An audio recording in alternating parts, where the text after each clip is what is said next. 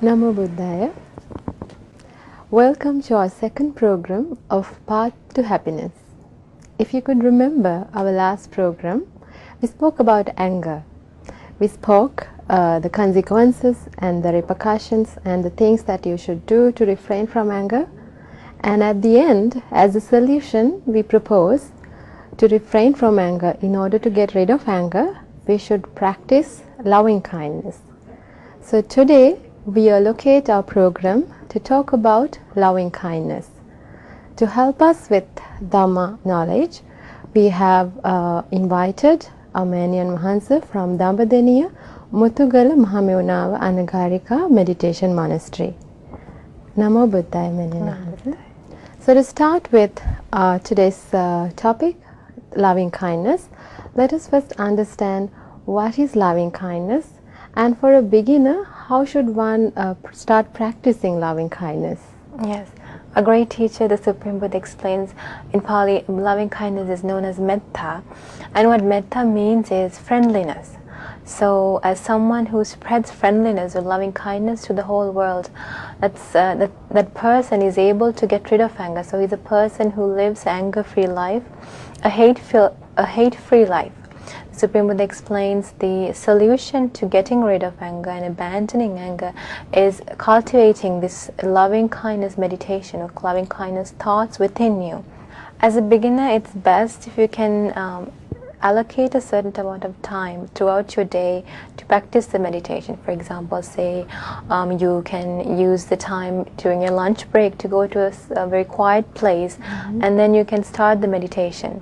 Or if you're someone who doesn't have the time, or if you're not able to find a quiet place, then you have no other choice but to practice this meditation throughout your busy schedule. So for example, it could be the time that you're driving, or it could be the time that you're shopping, or pushing your grocery cart, exactly, the trolley. And while you're doing that, you can little by little practice this meditation. And what's important is you have the honest urge or the honest need to practice this meditation, because if you don't have that want, that desire to actually practice the meditation, then there is no way that you will allocate a certain time of your life, of your daily schedule to practicing the meditation. So as a beginner, you must first honestly want to practice this meditation, because by now you have understood the danger of anger. Yes. So as a beginner, so you must try to allocate a certain time, and during that time, if you can free yourself from other responsibilities and duties, then it's best. Because for example, if you're trying to practice the meditation throughout your busy schedule, then you might be getting calls, or some people might be coming and trying to speak to you, disturb you, and that will break your concentration. So that makes it much harder for you to practice. So once you find the right time and the right place, you can go and relax yourself a bit and try to concentrate on your body. And go from your head to toe and just kind of concentrate your body and know where you are. It could be your living room, it could be your office room. So just know exactly where you are and slowly relax yourself. And the other thing you must know is this meditation you can practice in either of the 4 postures. So you can be walking, you can be sitting, you can be standing, or you can even be lying down wakefully. So this meditation is something that you can practice in either of the 4 postures. So that actually makes it easy for a lot of people. Actually, I wanted to ask, is it something that loving kindness is something that you should do sitting down, or are there any other way to practice loving kindness? Yeah, the Supreme Buddha has not specified saying you have to practice the loving kindness meditation sitting down. The Supreme Buddha has said you can spread loving kindness in either of the 4 postures. So while you're walking, you can be doing that, and while you're sitting, you can be spreading loving kindness, or while you're lying down wakefully, you can practice loving kindness, or while you're standing, so you can practice loving kindness, which allows you, which gives you the opportunity to practice this meditation in anywhere at any time, because you can do so in all 4 postures. For example, The Supreme Buddha has specified if it's the breathing meditation, the Anapanasati meditation, that you have to make sure that you sit down and you have erect body in practicing. But for this meditation, the Supreme Buddha has not specified that you have to actually sit down and do the meditation. So you can do so in either of the postures, which actually makes it much easier for you.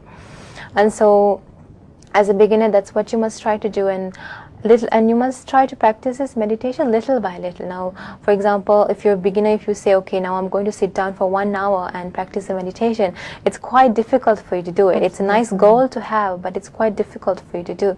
So what you must do is have a short time slots. Exactly, have short time slots, and it could be maybe 5 minutes or 10 minutes, and just take that time and practice little by little, because with practice is where you will understand, you're able to get your mind to concentrate little by little.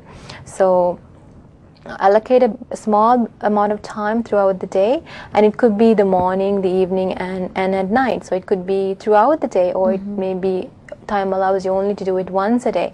So however where your time is, however time allows you, you can allocate a certain amount of time and do so little by little. And with time, with practice, then you will be able to one day sit for 1 hour and practice the meditation for a whole hour. Then that will actually be possible.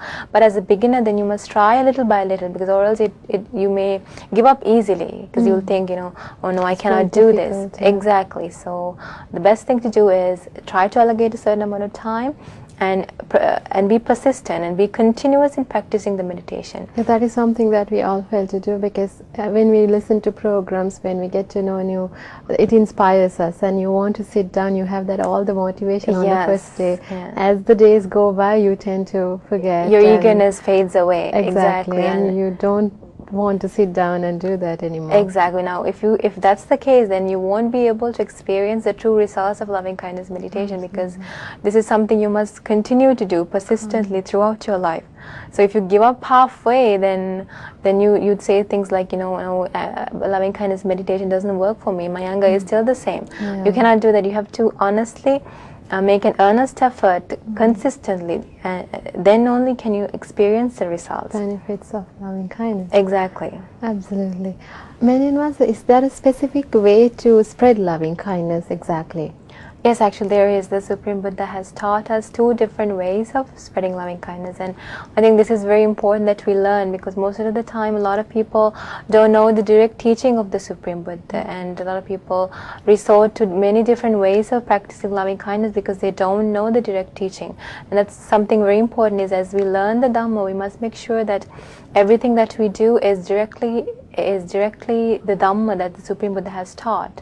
So our great teacher, the Blessed One, has taught us in many suttas of 2 different ways of spreading loving kindness. And the first way is known as Mahagata Cheto Vimukti, and what that means is the exalted deliverance. And how you use that method is, you first start with yourself. So you think, may I be free from anger, may I be free from ill will, may I be free from jealousy, may I be free from physical and mental suffering, may I live happily. So you first concentrate on yourself and you spread loving kindness to yourself. So friendly towards yourself is the idea. And then little by little what you do is you expand the area of focus. So then next, if you're someone at home who's spreading loving kindness, you can think, may all beings in my home be free from anger, be free from hatred, be free from ill will, be free from physical and mental suffering. May all of them be free from, may all of them live happily. And then you expand it even further, and you expand your focus of meditation to your village or town. So may all beings in my town, may all beings in my province, and in this way you increase your area of focus up to the country, up to the world. Okay. So this is what's known as the exalted deliverance of spreading loving kindness. And then the second way the Supreme Buddha has taught is the boundless deliverance of loving kindness. And what that is again, just like the first method, you start concentrating on yourself. So may I be free from anger, may I be free from hatred, may I be free from ill will, may I live happily, free of physical and mental suffering. And once you focus on yourself, then in this method what you do is you concentrate your mind of loving kindness towards the 10 directions. So all beings in the northern direction, all beings in the northeastern direction. In this way, all beings in the upper direction, all beings in the lower direction, all beings in the 10 direction. May all of them be free from anger, be free from hatred, be free from ill will. May they be free of physical and mental suffering. And may all of those beings be well and happy. And now you can see in this boundless method, now you're focusing your mind of loving kindness, this wholesome thought towards all beings in the direction. Now when we say a direction, we cannot put a boundary to it. It's boundless. Yeah, yeah. So all beings, whatever being there is in that direction, you're focusing your mind of loving kindness towards all beings. So it's immeasurable. And in this way you do so towards the 10 directions. So these are the 2 ways the Supreme Buddha has explained we must practice loving kindness meditation. And as of course, as you practice this meditation, especially as a beginner, your mind will get distracted a lot. But when that happens, you shouldn't give up. What you must do is you must go back to the object of meditation and continue through. So for example, now suppose you're practicing the meditation and you're thinking, if you're practicing the boundless meditation, now you're in the eastern direction, and then someone comes and speaks to you or distracts you, and a lot of people would think, oh no, it's okay, I'll just give up, I'll just stop now. It's alright if someone comes and distracts you, then you can continue. Once that conversation is done, you can continue through. So the idea again is to continue without giving up. Make that effort persistent. And as you practice, you'll be able to concentrate easily. Your mind won't get distracted with things like remembering things that you are supposed to do, remembering things that you did not do, things like that. So your mind will get less and less distracted with practice. So this is how our great teacher, the Blessed One, has taught us as to how to spread loving kindness. So you can use either of the 2 methods to practice the meditation. When you say enhance either of the 2 methods, is it all right to use both together, or is there a... Yes, of course, yes. Okay.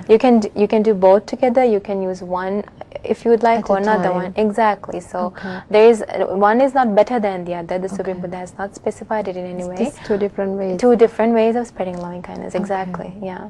As you spread loving kindness, when you want to sit down and try to spread loving kindness, sometimes we see people get some irritation in the sense like they remember the people whom they are not very good with, whom they are angry with, so they try to conflict or create a conflict within themselves. So and then they fail in spreading loving kindness. And how would you advise such audience? Yes, sometimes there are certain people that when we see them, we just feel very resentful, and that resentment can actually come when you haven't tried to practice the meditation. Of course, that can happen.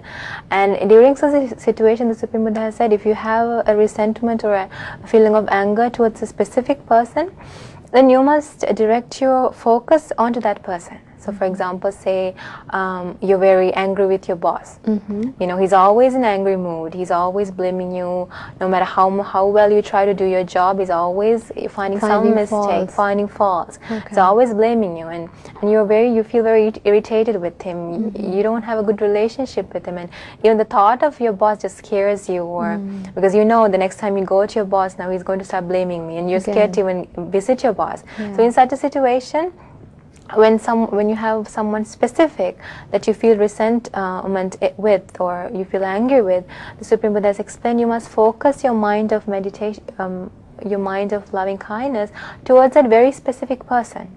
So you think, you know, may he or she be free from anger, may she be free from ill will, hatred, may she be free from physical and mental suffering, and may she be well, may she live happily. And what happens is, when you focus your mind in that way, and you focus your loving kindness mind towards that specific person, you will realize that resentment, that feeling of resentment, that angry feeling, that resentment kind of goes away, because at first glance, a lot of people think that loving kindness meditation is just for yourself, but it really isn't. If you're someone who spreads loving kindness, the external world can feel it. Okay. So this is why when you specify a person and spread loving kindness, then that person himself will feel you. Okay. Yeah. That's really interesting to know. But when you really practice, some may want to see results instantly. How would that happen so instantly, or would you want to practice loving kindness to that direct specific person for a longer period of time? Well, we cannot specify a time period, but of course you cannot expect instant results. Exactly. Because especially if you're someone who's just beginning to practice the meditation, now you have to realize that loving kindness is not just a mere way of expression. It's something that must come out of your heart. So it's quite difficult to truly develop loving kindness from your heart, because what it means is, if you have a true loving kindness from your heart, that means you have developed your mind to quite an extent. So as a beginner, we are still not at that stage. So we're trying to practice, we're trying to build that good heart within us. So that takes some time. You cannot expect instant results. Absolutely. So but as with time, of course, you will be able to experience the result of the benefit of loving kindness for sure, but it takes some time. Absolutely. So as you practice loving kindness, you would see the behavioral changes on the other person probably in a probably a longer period of time. But before that, you have developed your own self, so that you have that patience to even go through that the pain that whoever is causing you. Definitely. When you have that loving kindness within you. Yes. So also, Mandy and Mahansa, sometimes you see people making mistakes. Some mistakes are really, you think that is a very foolish thing to do, and you cannot even relate to it.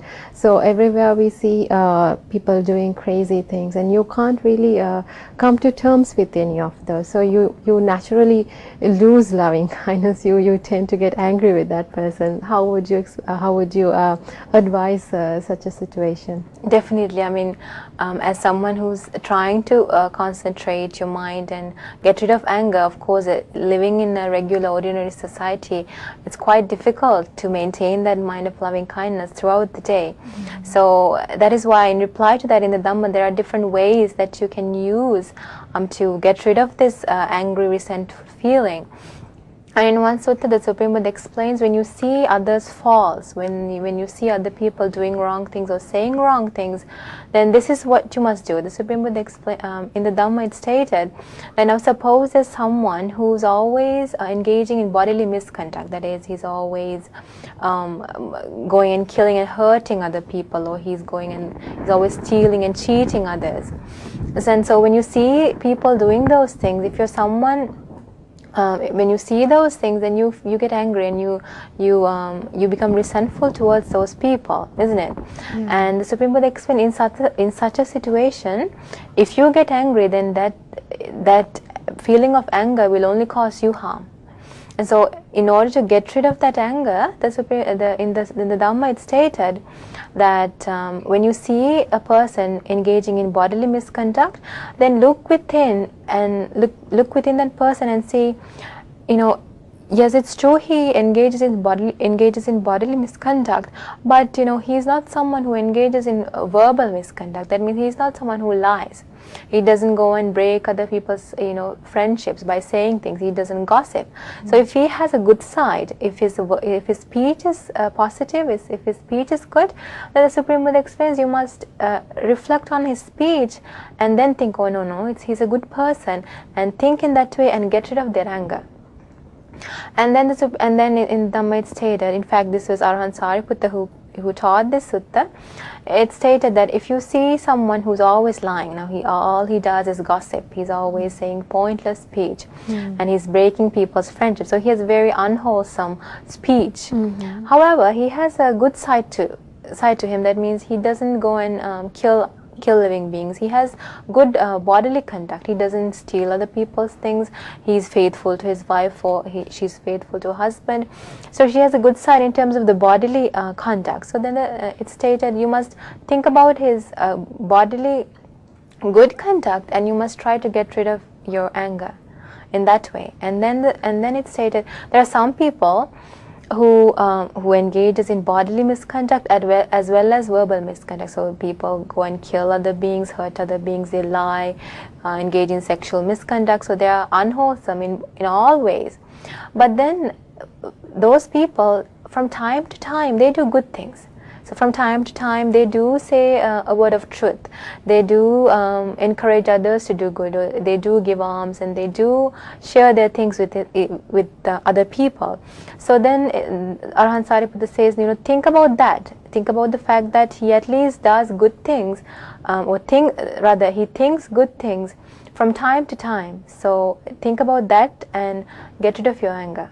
Mm-hmm. And then it's stated there are some people who none of those three factors can be found. That means they have verbal misconduct, bodily misconduct, and there is no space within them where they think in a good way. And then it's stated that if it's for such a person, then you must be compassionate toward that person, because knowing the danger that he's in, knowing the harm that he is causing himself, you must be compassionate toward that person and not be angry. In fact, there's a simile to explain this. Arhan Sariputta explains, now suppose there's a person who's really sick. He's really sick and he doesn't have any medicine on him, he doesn't have any attendant to take care of him, and he's now on a long journey. Now he's in between the destinations and he's stuck. There's no one to take care of him. Now you're also going in that same path and you see that sick person. Now how would you feel? You'd feel compassionate toward that person, right? Because he's alone. Right. Exactly, and he's alone. There's no one to take care of him. He's in a very difficult situation. You feel compassion for him. Mm-hmm. You feel sympathy for him, right? It's stated, Arhan Sariputta explains, just like you feel sympathy for that person who's helpless, you must think of those people who acts bodily, verbally in the wrong way, as well as those people who don't even think a good thought. Mm-hmm. Even from time to time, you must have some compassion towards that person and get rid of that anger. Sometimes what happens is there are good people. They don't lie, they don't go and murder people or kill people, they don't hurt a single living being. Mm-hmm. And they don't cheat others. They are good people. But sometimes you feel angry with such people as well, isn't mm-hmm. it? And there's really no reason for you to be angry with, but you feel angry with those people. And so the Supreme Buddha explains, in such a situation, again, you must try to recollect their good qualities and get rid of that anger, because in that sutta it's very clear that anger is so harmful. That is the reason that Arhan Sariputta is explaining, try all these methods and try to get rid of the anger, because anger really causes so much harm to you. So, as you said, we do get angry with the people who do mistakes, people who do genuine mistakes with such verbally and bodily, and at the same time with the people who are really good.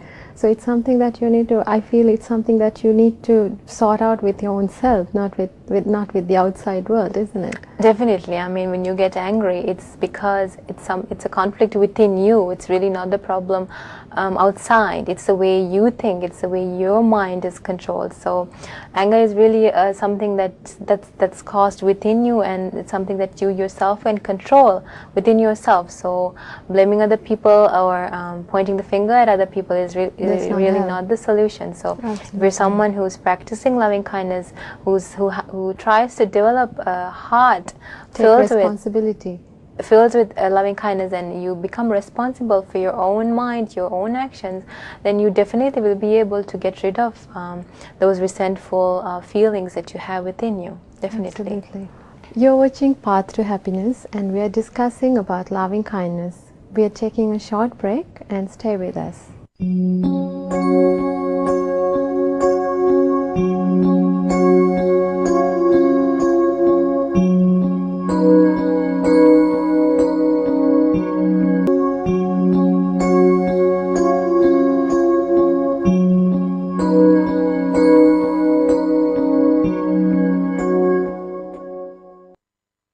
Welcome back to Path to Happiness. We were discussing about how to spread loving kindness and the limitations and the techniques of spreading loving kindness.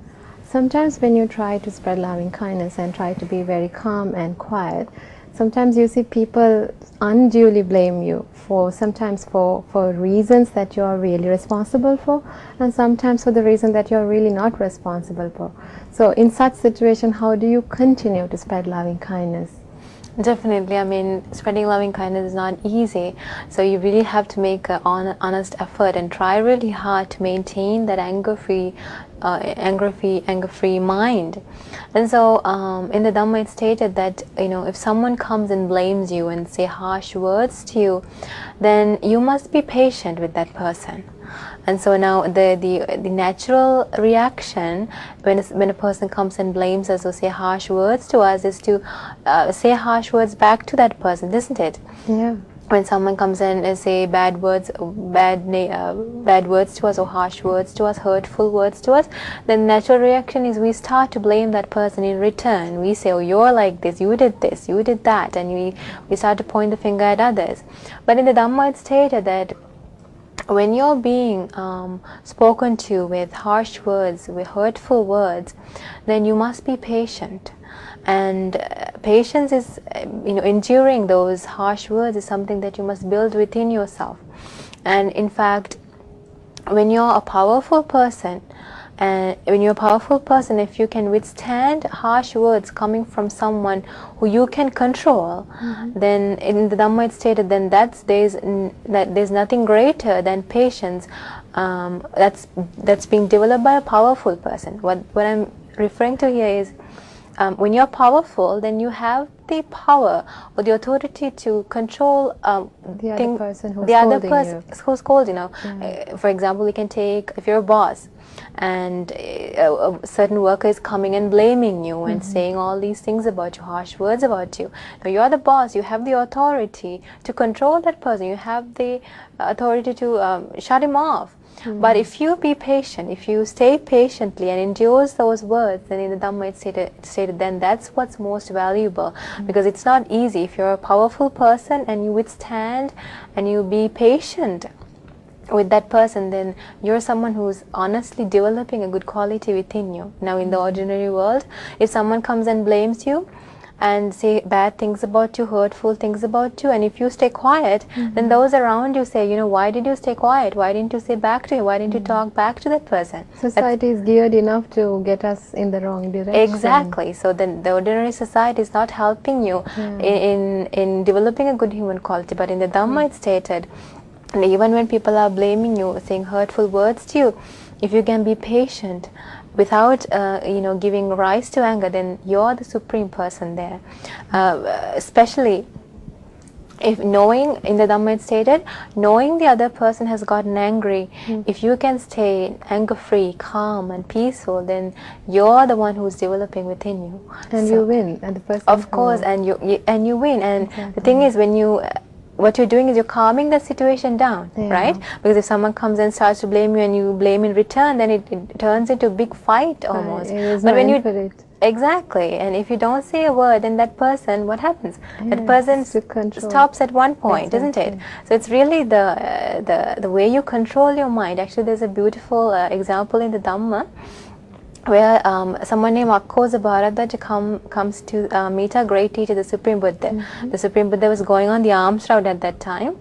And what happened is this person named Akkosa Bharadaja, he came and started blaming our great teacher, the Blessed One, saying, you're like this, you're like this. He was so sad.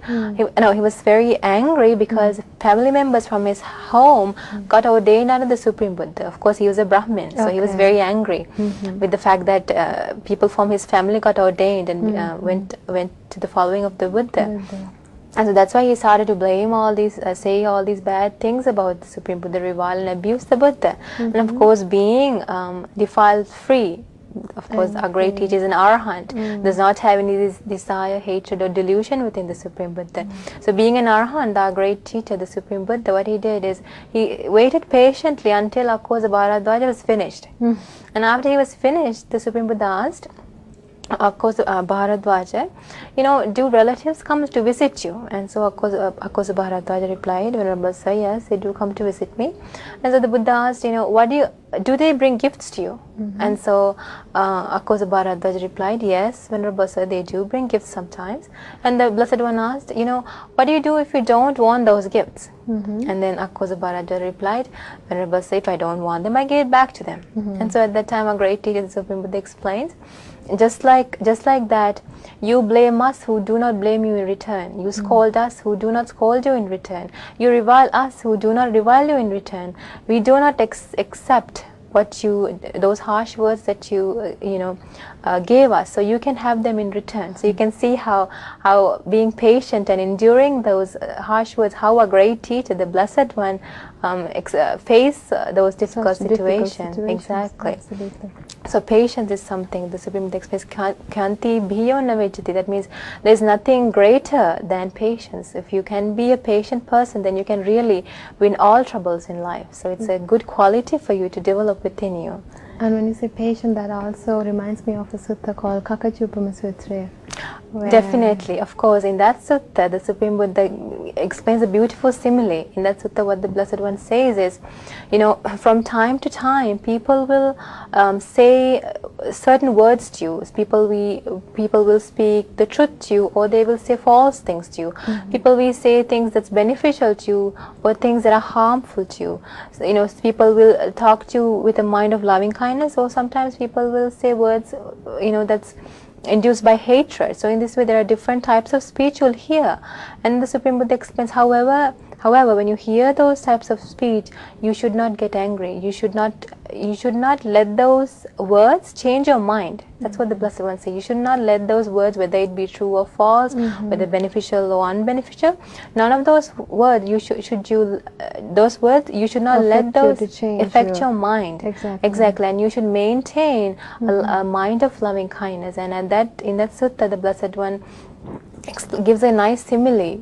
And the Supreme Buddha explains, because even if a bunch of thieves gets together and cuts your limbs in half with a two-sided saw, you should not get angry. If a person gets angry, even in such a difficult situation, then he is not following my teaching. So now that really gives us the standard to which our great teacher expected us to abandon anger. I mean, we don't, as normal people, we don't face such difficult situation where people come and cut off our limbs. The maximum or the worst situation we face is someone coming and blaming us or something. Or someone even saying, for not smiling with absolutely, something as simple as not smiling with you or not talking to you, maybe just passing by, not talking to you, that causes you to be angry. Exactly. So we, in the ordinary world, we face very simple situations. So in those situations, then what more can you say? Of course, you have to be very patient and maintain a loving kindness mind. Absolutely, yes. And also, isn't that Maha Sihanada Sutra Manan Wahansa, where Arhang Sariyutta Tharan Wahansa was talking about be like the earth and be like the... Yes, that's in that sutta, Arhant Sariputta, when a monk came and started to revile or say bad things about Arhant Sariputta, and in that sutta, Arhant Sariputta reveals to us about the condition of his mind. And in that sutta, the Arhant Sariputta says, I am like the earth. I'm like the water, and I'm like the fire. I'm like the fire, exactly. And the idea is, you put dirty things to the fire, things like feces and urine and bad, foul things to the earth. But the earth does not say, no, don't put this on me. You burn foul things in fire, and you put foul things into water. But none of those elements, say, no, don't put this onto me. They bear with it and stay. Accept it, and just like that, Arhant Sariputta says, I am like that. You can say all of these things about me, but I am not someone who gets angry. So he reveals his real true nature of his mind. Absolutely. To that level, the loving kindness has been developed to such an high extent. Absolutely, yes. So as the last segment, I think we should also help our friends to tell them what are the benefits of loving kindness, so that they will get ready from now onward to practice loving kindness. Absolutely. Great teacher, the Blessed One, explains, in addition to getting rid of anger, practicing loving kindness meditation allows you to gain 11 other benefits. And one of those benefits is being able to sleep well at night. And as you know, getting a good night's sleep is so important to all of us. If you don't get a good night's sleep, what happens is the next day you'll feel very cranky, much stressful, and you don't feel comfortable at all, and it's quite difficult for you to engage in concentrate and do a regular task. So it's very important to get a good night's sleep. And the Supreme Buddha explains, you know, if you're someone who practices loving kindness meditation, then you will be able to get a good night's sleep. You know, a lot of people, when they go to sleep, they're rolling from this side to the other side, and you know, they cannot fall asleep. And there's bad dreams also coming through. That's actually another benefit that we'll talk about for sure. So the Supreme Buddha explains, when you practice loving kindness meditation, what happens is you don't have those angry thoughts within you. Now remember, one of the reasons we can't sleep is when our mind is very restless. Absolutely. You know, it's jumping from one thought to another, like a monkey jumping from one branch to another. So when our mind is very restless, it's quite difficult for us to fall asleep. So if someone practices loving kindness meditation, then it helps him to get rid of those thoughts of anger, and it helps us to calm his mind a bit, and a direct benefit you get is you are able to sleep well. So it's a very, I think it's a very beneficial benefit for all of us. And another benefit is the benefit of being able to wake up very happily. Now I think this is also very important. A lot of us, when we sleep, I suppose you get a good night's sleep, but when you wake up, you feel very tired, or you feel very lazy to get up. You don't feel like getting up. You're grumpy to get up. Exactly. And when the alarm goes off, what you do is you go and snooze it. Exactly, because you want to sleep a bit longer. But if you practice loving kindness meditation, one of the benefits you get is you get up very happily, very easily. You don't, you know, someone doesn't have to come and ask you to get up, ask you to, you know, it's late, get up. The moment you get energy to get up. Exactly. The moment you wake up, you can get up very happily, easily. And it's something that you cannot get from anything else, from doing anything else. So that's another benefit that you get from practicing loving kindness meditation. And another important benefit of loving kindness meditation, as you mentioned before, is you don't have bad dreams. You know, nightmares. I mean, this is something a lot of people really have trouble with. A lot of people have night terrors. Especially children go through this a lot, and when you have these bad dreams, these night terrors, some people end up, you know, having to go to doctors and resort to medical help. Exactly, medical help to get rid of this problem. But our great teacher, the Supreme Buddha, explains, if you practice loving kindness meditation, then you won't get those bad dreams. You won't get those night terrors where you wake up in the middle of the night scared and afraid and screaming. And you know, that actually, especially if children has to go through that, the whole family can be affected. So that can be very harmful for the whole family. So if even as a family with your children, if you can practice this loving kindness meditation, at least maybe before bed, if not anything else, if before bed you can, you know, take 5 or 10 minutes and just spread loving kindness, then definitely with practice, with time, you'll be able to experience these results. So that's another benefit of practicing loving kindness meditation. And another benefit the Blessed One explains is another benefit the Supreme Buddha explains is you become very pleasing to others. Now, as human beings, it's very natural for all of us to be liked. We want to be liked by others. We want to be pleasing to others, isn't it? And so we do a lot of things to make ourselves pleasing to others, make ourselves be liked by others. We all want to be loved and liked by others. And so the Supreme Buddha explains, if you're someone who practices loving kindness meditation, so that means you're someone who really wants to get rid of anger. You're really someone who's trying to develop good thoughts within you. And so you're always thinking, may I be free from anger, may others be free from anger. And so you're thinking for the benefit of yourself as well as others. So if you're someone like that, then it's normal that other people will like you and find you to be affectionate, isn't it? So people will really care about you, look into your needs. This is something you'll be able to experience. So you become pleasing to other people. And of course, not just to other people, the Supreme Buddha explains, you become pleasing to even spirits. So that's something we can talk about a bit later. But you become pleasing to all beings really in this world, and that's something that you cannot gain from anything else. And another benefit the Supreme Buddha explains of this loving kindness meditation is you're able to concentrate your mind easily. So if you're someone who practices the loving kindness meditation, you can concentrate your mind easily. So you might be practicing another type of meditation, whether it be breathing meditation or impermanent meditation. Even through those meditation, you can concentrate your mind easily, because it's a benefit of practicing this loving kindness meditation. So that's another benefit. Actually, that is a very good benefit for the students who are studying.